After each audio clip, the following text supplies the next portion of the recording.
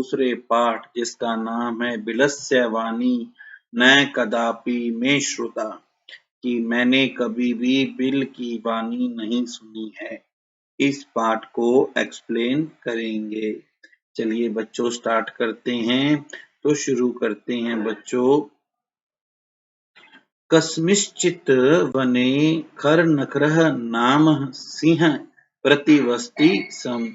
किसी वन में खरनखर नाम का एक शेर रहता था। स कदाचित् स्थितः परिभ्रमन् क्षुधार्तः न किंचिदपि आहारं प्राप्तवान्।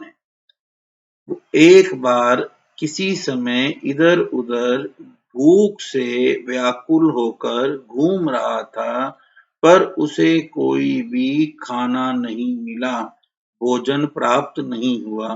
ततः सूर्यास्त समय एकां महतीं गुहां दृष्ट्वा सः, तो उसे सूर्यास्त के समय एक बहुत विशाल गुफा दिखाई दी। सह अचिंत्यत, उसने सोचा, नूनम एतस्यां गुहायां रात्रो कोऽपि जीवः आगच्छेत्। इस गुफा में रात को निश्चित ही कोई न कोई जीव आता है, कोई न कोई जानवर आता है। अतः अत्रैव निगूढ़ो भूत्वा तिष्ठामि इति, इसीलिए मैं यहीं पर छिपकर बैठ जाता हूँ। एतस्मिन् अंतरे गुहायाः स्वामी दधिपुच्छः नामकः शृगालः समागच्छत्। अब देख रहे हो बच्चों आप, ये गुफा है जिसके अंदर शेर जा रहा है, और ये जो हमारा शृगाल यानी गीदड़ है जिसका नाम है दधिपुच्छः, तो ये जब गीदड़ यहाँ आता है, इसी बीच गुफा का स्वामी, गुफा मतलब ये जो ये केव, इस गुफा का स्वामी दधिपुच्छ नाम का गीदड़ आ गया। स च यावत् पश्यति तावत् सिंह पद पदतिः गुहायां प्रविष्टा दृश्यते। और जैसे ही उसने देखा कि उसे शेर के पैरों के निशान गुफा के अंदर जाते हुए दिखाई दिए। आप देख रहे हो, दो जोड़ी पैर हैं, शेर अंदर जा रहा है। न च बहिरागता, ना कि बाहर आते हुए दिखाई दिए। शृगालः अचिंत्यत, शृगाल गीदड़ ने सोचा, अहो विनष्टोऽस्मि, मैं तो बर्बाद हो गया, मैं तो नष्ट हो गया, मैं तो मर गया। नूनम अस्मिन् बिले सिंह अस्तीति तर्क्यामि, निश्चित ही मेरी इस गुफा में शेर है। मैं ऐसा सोच रहा हूं कि मेरी इस गुफा में शेर है। तत् किम करवानी, अब मैं क्या करूं।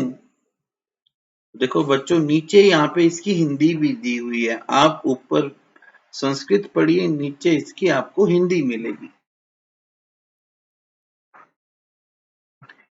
एवं विचिन्त्यत दूरस्थः रवं कर्तुमारब्धः, इस प्रकार विचार कर कर वो गुफा से दूर होकर आवाज लगाने लगा, भो बिल, भो बिल, ओ गुफा, ओ गुफा, किम न समरसी यन्मया तव्या सह सम्यः कृतो अस्ति यत् यदाहं बाहरतः प्रत्यागमिष्यामि तदा त्वं माम अकारयसि।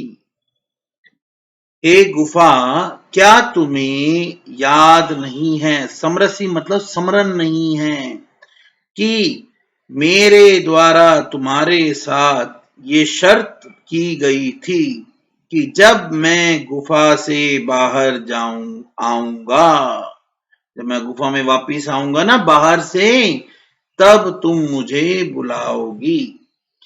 यत् यदाहम बाहरतम प्रत्यागमिष्यामि, जब मैं बाहर से वापिस आऊंगा, तदा त्वं माम अकार्यसीसि, तब तुम मुझे बुलाओगी। यदि त्वं माम न आह्वयसि तर्हि अहम द्वितीयं बिलं यास्यामि इति।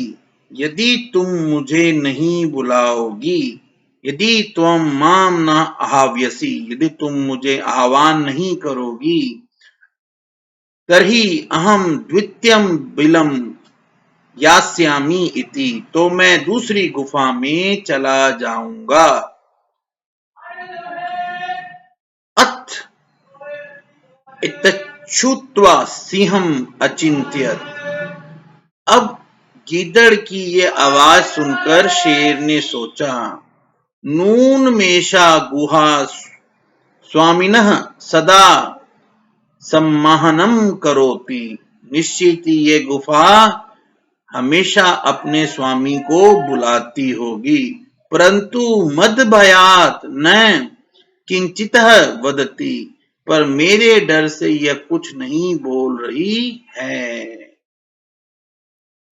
इसके बाद एक बहुत अच्छा श्लोक है, अथवा साधिवदम उच्यते, और ये कहा ही गया है, भय संत्र सतमनसाम हस्त पादादिकाः क्रियाः परवन्ते न वाणी च वे पथुश्चाधिको भवेत्।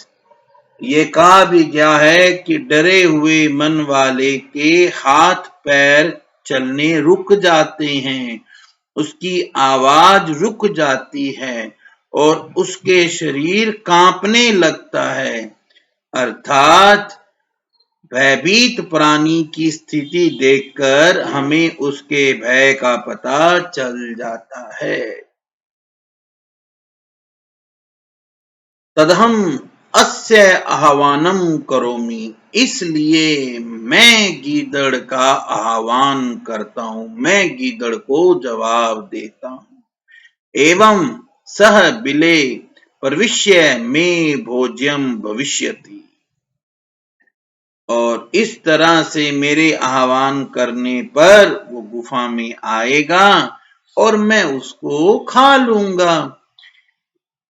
इत्थं विचार्य सिंह सहसा शृगालस्य आह्वानम करोत्। इस प्रकार विचार करके शेर ने एकाएक गीदड़ का आह्वान किया। सिंहस्य उच्च गर्जन प्रतिध्वनाना सा गुहा उच्चे शृगालम आह्वयत्। शेर की ऊंची दहाड़ की गूंज से वो गुफा गूंज उठी। शेर ने ऊंची आवाज में दहाड़ कर गीदड़ को बुलाया। अन्ये अपि पशवः भयभीतम् अभवन्।